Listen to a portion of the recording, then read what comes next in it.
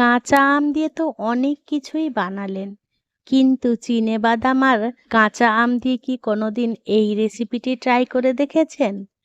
গরমে রুচি নেই আর সেই একই চাটনি খেতে খেতে একদম বোর হচ্ছেন, তাহলে অবশ্যই এই চিনেবাদাম আর কাঁচা আম দিয়ে ঝাল টক কাঁচা আমের এই রেসিপিটি বানিয়ে দেখতে পারেন। এটা খেতে এতটাই সুস্বাদু হয় যে আপনি একবার খেলে চাটনির স্বাদ ভুলে যাবেন। আর গরমে মুখে যেমন রুচি ফিরবে, তেমনি ভাত রুটি পরোটার সাথে অসাধারণ লাগবে খেতে। আমি খুব সহজ পদ্ধতিতে করে দেখাবো। একদম হাতের কাছে থাকা সামান্য কিছু উপকরণ দিয়ে খুবই ঝটপটভাবে তৈরি হয়ে যায় এই রেসিপিটি। যারা কোনোদিন রান্নাঘরে ঢোকেননি তারাও কিন্তু খুব সহজেই বানিয়ে ফেলতে পারবেন এই আমের রেসিপিটি। তবে বন্ধুরা, আপনাদের কাছে অনুরোধ রইল রেসিপিটি স্কিপ না করে সম্পূর্ণ দেখার জন্য। নমস্কার বন্ধুরা, ইজি কুক চ্যানেলে আপনাদের সবাইকে স্বাগত জানাই। চলুন শুরু করছি। দারুণ স্বাদের কাঁচা আমের রেসিপিটি বানানোর জন্য আমি আমার গাছ থেকে আম পেড়ে এই আমের রেসিপিটি বানাবো। বন্ধুরা, আপনাদের কাছে অনুরোধ রইল এই বাগানের আম দিয়ে সুস্বাদু মুখরোচক আমের চাটনি ও নতুন ফ্লেভারের টকের ডাল বানিয়েছিলাম। আপনারা যদি না দেখে থাকেন অবশ্যই আমার চ্যানেল ভিজিট করে দেখে নেওয়ার অনুরোধ রইল। তো আজকের এই রেসিপিটি বানানোর জন্য আমি এখানে একটা আম নিয়ে নিয়েছি। আপনাদের প্রয়োজন মতন পরিমাণ মতন আমের পরিমাণটা বাড়িয়ে বা কমিয়ে নেবেন। প্রথমেই আমটাকে বেশ ভালো করে কচলে কচলে ধুয়ে পরিষ্কার করে নেব, কারণ আমের গায়ে তো প্রচুর পরিমাণে আঠা থাকে, তাই আমটাকে খুব সুন্দরভাবে ধুয়ে নিতে হবে। আমার এই রেসিপিটি যদি কোনো নতুন বন্ধু ইউটিউব থেকে দেখে থাকেন, আমার এই ক্ষুদ্র চ্যানেলটিকে সাবস্ক্রাইব করে আমার পাশে থাকার জন্য অনুরোধ করছি। আর পাশে থাকা বেল আইকনটি অবশ্যই প্রেস করে রাখবেন। যখন আমি নিত্য নতুন কোনো রেসিপি দেবো, সবার আগে খুব সহজেই নোটিফিকেশান আপনাদের কাছে পৌঁছে যাবে। কথা বলতে বলতে দেখুন আমটাকে বেশ সুন্দরভাবে ছাড়িয়ে নিয়েছি। এবারে আমটাকে দু টুকরো করে নেব আর মাঝের যে আঁটি অংশটা আছে সেটা ফেলে দেবো। সব সময় চাইবেন একদম এই রকম কম আঁটিওয়ালা আম নিতে, তাহলে কাটতে বেশ সুবিধা হবে।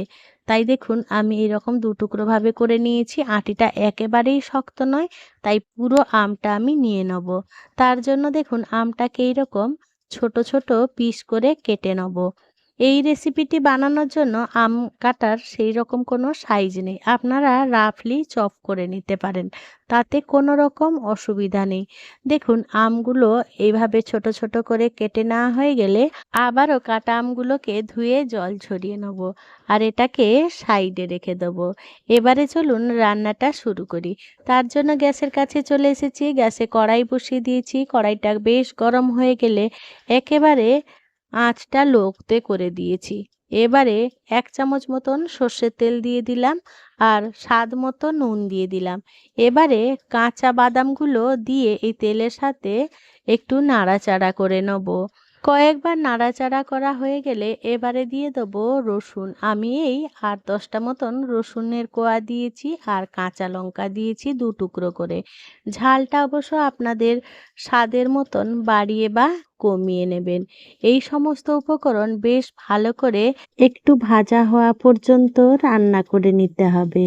এবারে দিয়ে দেবো 1 চামচ গোটা জিরে আর হাফ চামচেরও কম হিং দিয়ে দেবো। এবারে সমস্ত উপকরণ বেশ ভালো করে ভাজা করে নেব, তবে খুব বেশি পুড়িয়ে ফেলবো না, জাস্ট বাদামটা ভাজা হয়ে গেলেই হবে। দেখুন এই পর্যায়ে দিয়ে দেবো বেশ খানিকটা ধনেপাতা। এখানে গোটা ধনেপাতাই দিয়ে দিয়েছি। এবারে সমস্ত উপকরণ বেশ ভালো করে নাড়াচাড়া করে আমাদের একটু সাঁতলে নিতে হবে।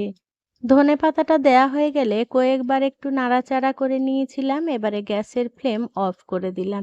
আর এই সমস্ত উপকরণ আমি কড়াইতে ঠান্ডা করে নেব। আপনারা চাইলে আলাদা পাত্রেও ঠান্ডা করে নিতে পারেন। মোদ্দা কথা হচ্ছে আমাদের এই উপকরণ প্রথমেই ঠান্ডা করে নিতে হবে। আপনাদের কাছে অনুরোধ রইল, কাঁচা আম থাকতে থাকতে অবশ্যই এই রেসিপিটি একবার বানিয়ে দেখবেন। ছোট বড় সবাই কিন্তু আঙুল চাটবে। এবারে দেখুন সমস্ত উপকরণ বেশ সুন্দরভাবে ঠান্ডা হয়ে গেছে। এবারে নিয়ে নিয়েছি একটা মিক্সি গ্রাইন্ডার জার। তার মধ্যে দিয়ে দেবো ঠান্ডা করে রাখা উপকরণগুলো। আপনারা চাইলে এটা শিলনোড়াতেও করে নিতে পারেন, তবে আমি এই মিক্সির জারেতেই করব। এবারে কাঁচা আমের টুকরোগুলো দিয়ে দেবো, দিয়ে একটা দরদরা টাইপের পেস্ট করে নেব। এই কাঁচা আমগুলোকে খুব বেশি মিহি করে বাটবেন না, তাহলে খেতে মোটেও ভালো লাগবে না। তাই ঠিক এই দরদরা টাইপের মতন করে নিতে পারেন, অথবা আপনারা হামানদিস্তায়ও এটাকে থেঁতো করে নিতে পারেন। আজকের এই রেসিপিটি হচ্ছে মহারাষ্ট্রের ভীষণ একটা জনপ্রিয় রেসিপি, আমের থেঁচা। এই আমের থেঁচা বানানোর সময় আপনারা যদি চিনি পছন্দ করেন, টক কম পছন্দ করেন, তাহলে অবশ্যই চিনিটা অ্যাড করে দেবেন। তবে আমি এখানে চিনি দিইনি, চিনি ছাড়াই বানিয়েছি। আর আমি আমার মতন করে পরিবেশন করে নিচ্ছি। আর আমার মতন করে আমি একটু গার্নিশও করে নিলাম। একটা কাঁচা লঙ্কা দিয়ে দিলাম, আর উপর থেকে ছড়িয়ে দিতে হবে, কিন্তু এটা অবশ্যই দেবেন কাঁচা সর্ষের তেল।